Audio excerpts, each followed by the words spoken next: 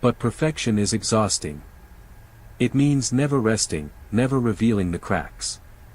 And humor, her lighter mask, is the clever way she releases pressure without surrendering vulnerability.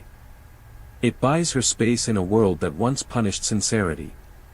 Jung's insight, the persona. Carl Jung, the mask one wears to meet society's expectations. For the untraumatized, the persona is flexible. For the wounded, it becomes armor. She fears that if anyone saw her unmasked, her confusion, her fear, her softness, they would leave.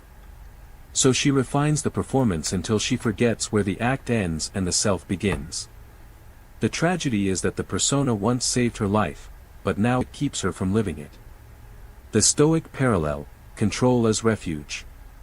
Stoic philosophy emotion, but not denial of it. Marcus Aurelius wrote, "You have power over your mind, not outside events." She misunderstood that long before she ever read it.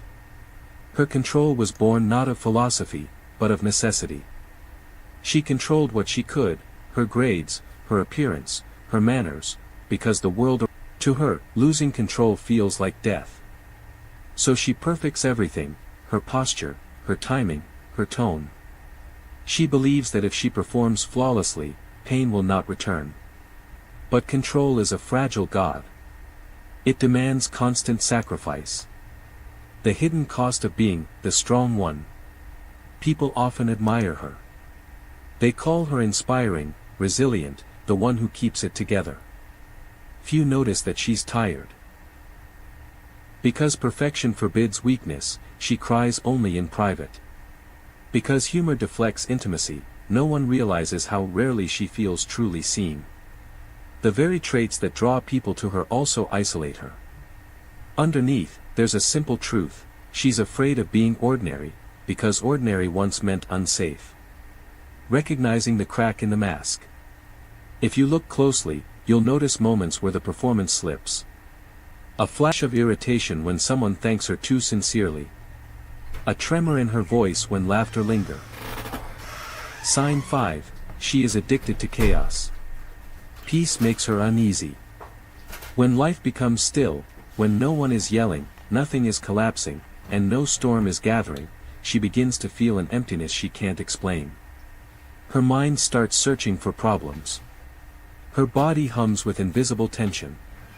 She might create conflict where none existed, or make sudden, impulsive decisions that shake the To an outsider, it looks like self-sabotage.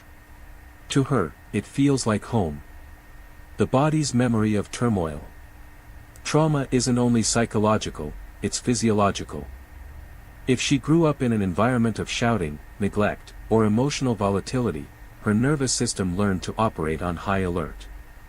That adrenaline became her normal baseline, and feels foreign, almost threatening, because it lacks the familiar signals of survival.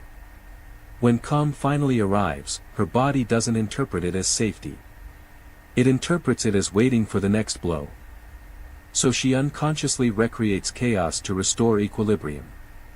Jung would call this a repetition compulsion, the unconscious drive to recreate unresolved situations, hoping to rewrite the ending.